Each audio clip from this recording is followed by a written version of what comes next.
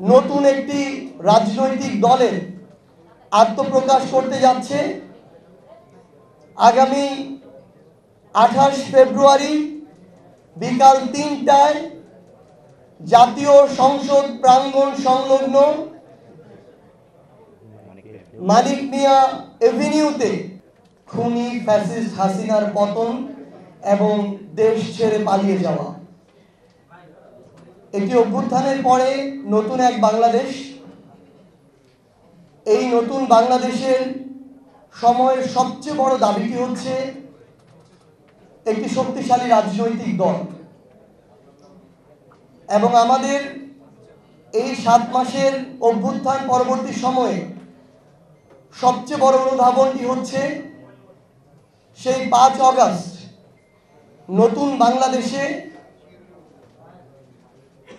আমরা যে স্বপ্নগুলো দেখেছি, এই বাংলাদেশে এই দীর্ঘ লড়াইটি করে সেই কাঙ্ক্ষিত বাংলাদেশ আগামীর প্রজন্মকে উপহার দেয়া আমাদের কাছে একটি আমানত। এবং আমরা আমাদের এই লড়াইটি করে যেতে চাই। সেই লড়াইকে সামনে রেখে বৈষম্য বিরোধী ছাত্র আন্দোলন এবং জাতীয় নাগরিক কমিটি ঐক্যবদ্ধভাবে নতুন একটি রাজনৈতিক দলের আত্মপ্রকাশ করতে যাচ্ছে। আগামী 28 ফেব্রুয়ারি বিকাল 3টায় জাতীয় সংসদ প্রাঙ্গণ সংলগ্ন মানিক মিয়া এভিনিউতে আমরা আমাদের এই নতুন রাজনৈতিক দলের আত্মপ্রকাশ করতে যাচ্ছি। আমরা আমাদের এই আত্মপ্রকাশের যে শপথ, সেই শপথটি এই বাংলাদেশের 18 কোটি মানুষের আশা আকাঙ্ক্ষার যে প্রতীক, ওই জাতীয় সংসদ, সেই জাতীয় সংসদকে সামনে রেখে এই শপথটি করতে চাই।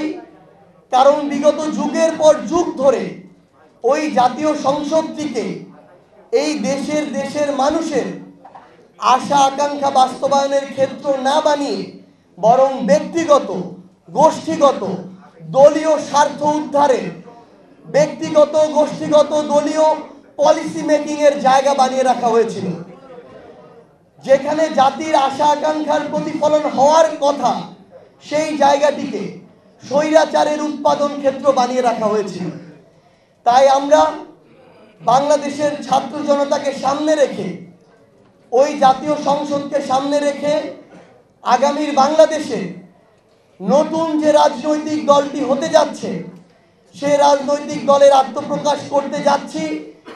এবং আমরা এই শপথ নিয়ে, এই কমিটমেন্ট নিয়ে শুধু একটি কথাই বলতে চাই, যে হাজারো শহীদের রক্তের উপরে, হাজারো রক্তাক্ত লাশের উপরে যে নতুন বাংলাদেশ এসেছে, এই নতুন বাংলাদেশে আমরা যে রাজনৈতিক দলটি করতে যাচ্ছি, এখানে ব্যক্তি স্বার্থ, গোষ্ঠী স্বার্থ, দলীয় স্বার্থের ঊর্ধ্বে বাংলাদেশের মানুষের স্বার্থ, বাংলাদেশের স্বার্থ প্রাধান্য পাবে।